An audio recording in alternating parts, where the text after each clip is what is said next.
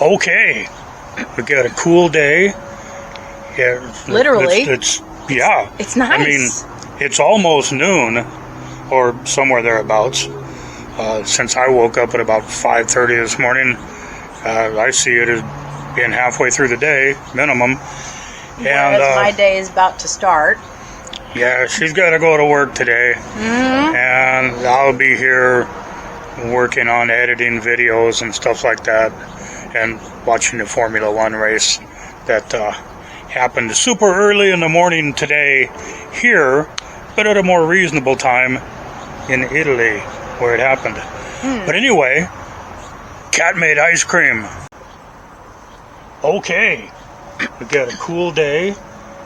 Yeah, Literally. It's nice. I mean, it's almost noon, or somewhere thereabouts. Since I woke up at about 5:30 this morning, I see it as being halfway through the day, minimum. Whereas my day is about to start.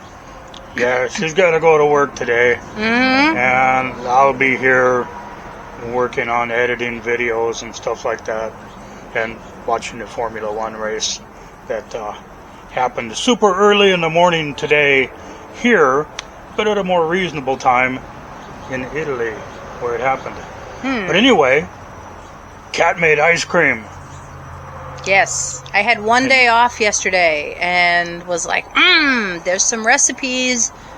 One I've been wanting to try, and the other one I want to tweak. And it's not ordinary ice cream like most people would think of. In fact, there's already people on Facebook going, ew. But hey, these unusual ice creams, there's only one way to get them. Make your own. And they're very good. Now, which one have you got? So, this one, this is the Parmesan. Parmesan and this of course, one. there's always got to be Harleys around to make noise. No, this one is just the Parmesan. That's all they're good for. However, it is in. You put the Parmesan has the hot honey. No, the corn has the hot honey. The corn has the cinnamon. And hot honey and saffron. Okay. Saffron. Yeah. This one is straight up corn, and I put it in a radioactive bowl. I don't know if you can see that lovely green, that fluorescence. Without it, with it, without it, with it. There it is. Ha! I like my radioactive stuff. But they are radioactive. That's been checked with a Geiger counter. This is a recipe from the 1700s, and it's a very old recipe. It's pretty simple, actually. I mean, I started out by making a simple syrup, which is how I sweetened it. And you can't use, shake it out, pre-ground Parmesan. You need to actually grate up your own Parmesan, or else it won't melt properly. Even pre-grated real thing Parmesan. They always add anti-caking agents to it. That's what I'm saying. So that's why you have to grate your own. But it's not that hard to grate. I mean, it wasn't a big deal. It's just hard to find sometimes. Yeah, we went to a couple stores before we found a decent one. But at any rate, did you get the super aged one? I did. This Parmesan has been aged for 18 months. A year and a half. That's some old milk there. So, but it has, it's melting a little bit, but it has a really nice texture, and you can smell the Parmesan. Like, if I smell it, it smells like Parmesan. So let's go in for this. I'm gonna try it.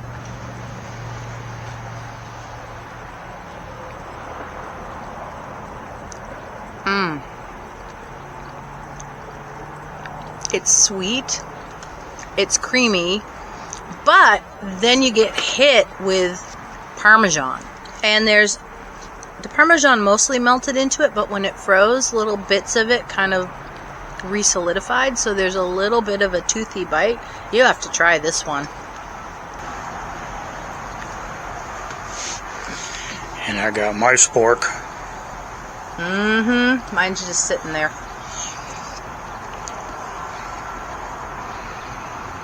Can you smell it? It's really good. Like, better than one would think, because Parmesan is kind of a pungent cheese. Yeah. I wonder, Limburger ice cream. Speaking of, Only one way to. I'm pretty sure there's only one way to find out. yeah, I'm not going to go to a store and find Limburger ice cream. I'm going to have to make it. You could make a video of going around to people that work in stores and going, "You have Limburger ice cream?" Yeah. They're going to be like, what? A lot of them are going to say, what's Limburger? Yeah. But it's cheese, kind yeah. of.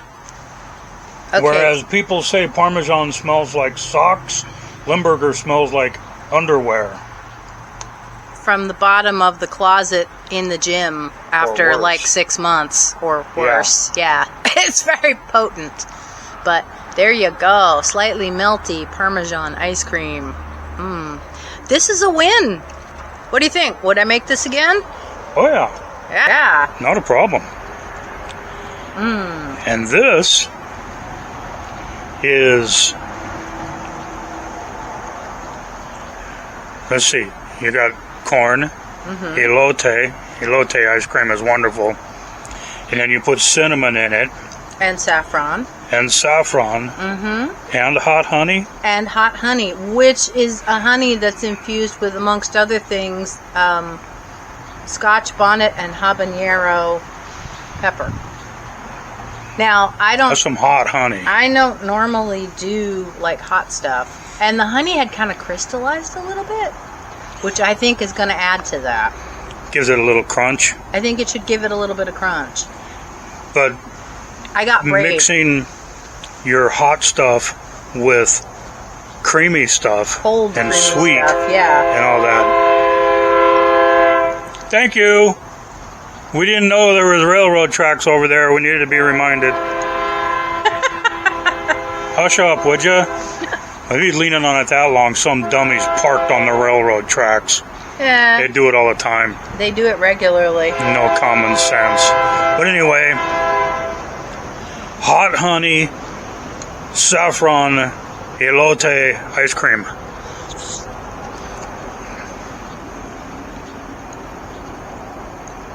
Are you having a moment? I'm going to have another moment right now. Well, so when I was in Cincinnati, there was a shop called Grater's, and they had what they called hot honey ice cream. And it was a nice vanilla, and it had swirls of hot honey through it. And I tried it, even though I was a little nervous about the hot. It worked. The hot honey was really hot, but it worked. So, this is my refined corn ice cream. And yes, I did start with 2 ears of sweet corn. Shocked them myself. So here we go. Let's go in and try this one before it melts.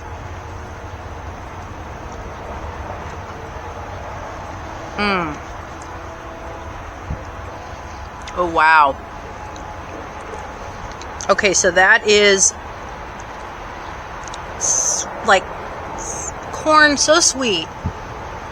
You pick it out of the field. You don't need to cook it. You can just eat it. That sweet. And it is strong corn flavor. Let me see if I can get a little bit of the honey here.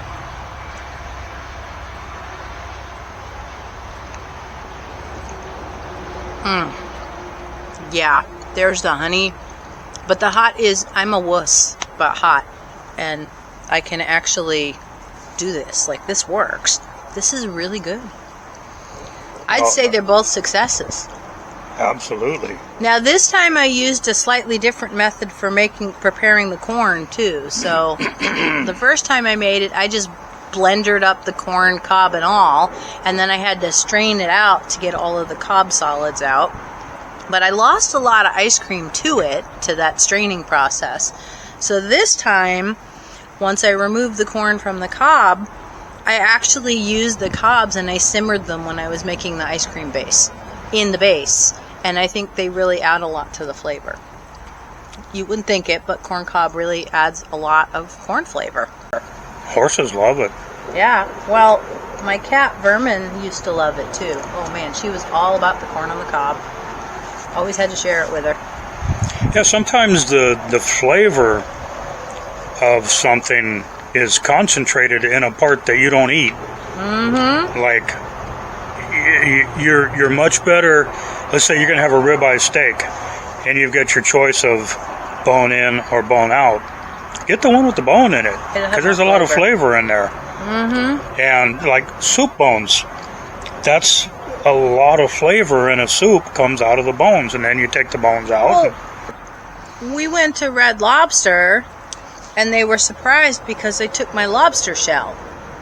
Because you can make a stock out of it with that shell. Obviously, you're not going to eat the shell, but my goodness, there's a lot of good... Ooh, wait. Lobster ice cream. It's worth a try. You know, and we'd be forced to eat lobster.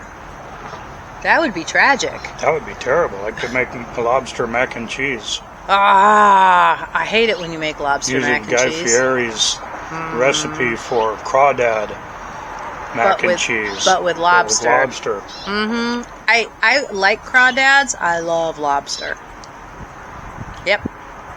Anyhow, from the Rose Garden, I'm pronouncing both of these a rounding success. So I only got one thumb to put up because the other one's on here. Are you going to take any of this for your coworkers that are laughing at you for making such a cheese? Or are we going to hoard this for ourselves? No, I'm going to have to take some to work for those who are brave enough to try it. And there's some who's going to be like, nope. I'm pretty sure my boss is going to say, oh, all the nope. Because she tried one little bite of the corn and was like, nope, not for me. Which is okay. It can be not for anybody. Each taste is individual. That's like back in the old days when I was taking the goat burritos to work to pass out to the guys at lunch. And there's it was a small construction crew, but there's a bunch of us sitting around the tailgates and passing around burritos, and the foreman, he's got his, and he takes a big bite of it, and he goes, what is this? And I said, goat, chivo. And he sets it down on the paper plate and makes a disgusting face, and I'm like, reached over and grabbed that thing. I said, more for me. We're not going to waste that. Goat, oh man, you don't want to waste any of that. Anyhow, so this was the result of yesterday's burst of creativity. One day off, we can't go on any little road trips or anything, so adventures at home. So yeah, the ice cream recipe from the 1700s works. It's got great texture. I did notice it freezes up a little less firm than the corn. But it's still, if you. But I mean, it's still plenty firm if you have. It freezes up pretty firm. Yeah. Yeah, I mean, it softens quicker.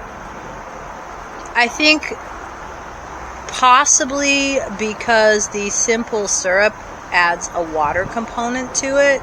So I think if instead of making a simple syrup with water, I used milk to make, to dissolve the sugar that way, I'd probably get a firmer texture like the other one.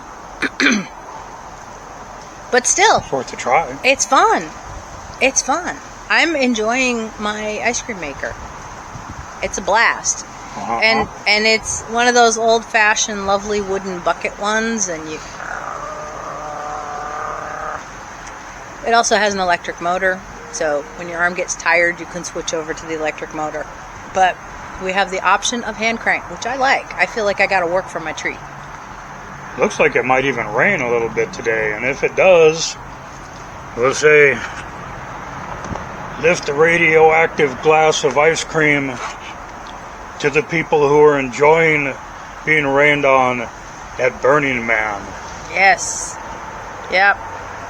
Hang tight, guys and gals. So, yes. All right. So we will see you the next go around. This is us signing out from the Rose Garden. Whenever it's cool enough to shoot out here, we'll try some. We got some chips and stuff still.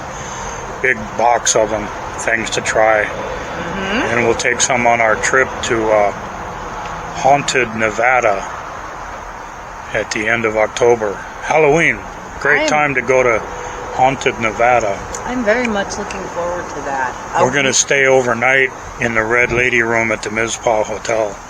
Even staying in the Mizpah Hotel. Man. Beautiful place. Like, I love those old historic structures. Even if the ghosts decide not to chase you around? Yeah.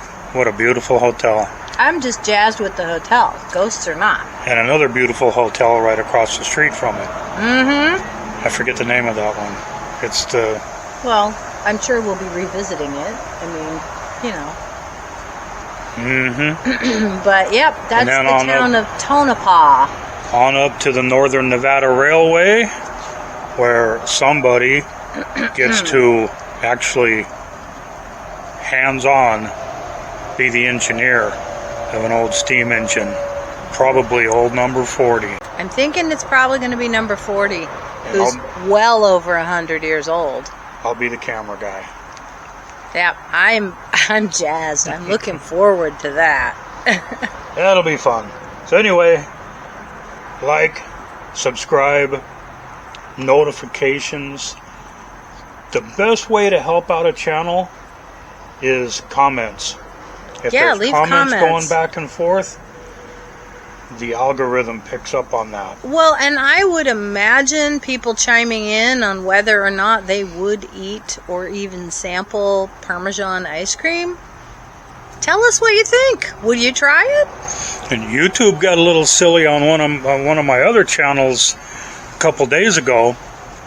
Got a video of a lady that we know that used to live here in Bakersfield. She just recently moved, but she does fire dancing and stuff like that. She wasn't scantily clad or nothing. Fire dancing in the street in front of George the Giant's Museum of the Weird and Strange. They put an age restriction on it. It was entirely G-rated. YouTube. Mirror. I mean, we're not even talking PG-13. It was G-rated. Yeah. But I appealed it, and they removed it.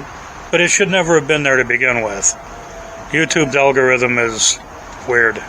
Twisted, perverted, sick. Watch me get an age restriction on this for talking about YouTube. Anyway, whatever you do, make sure you have fun. Bye-bye. We'll see you on the next one.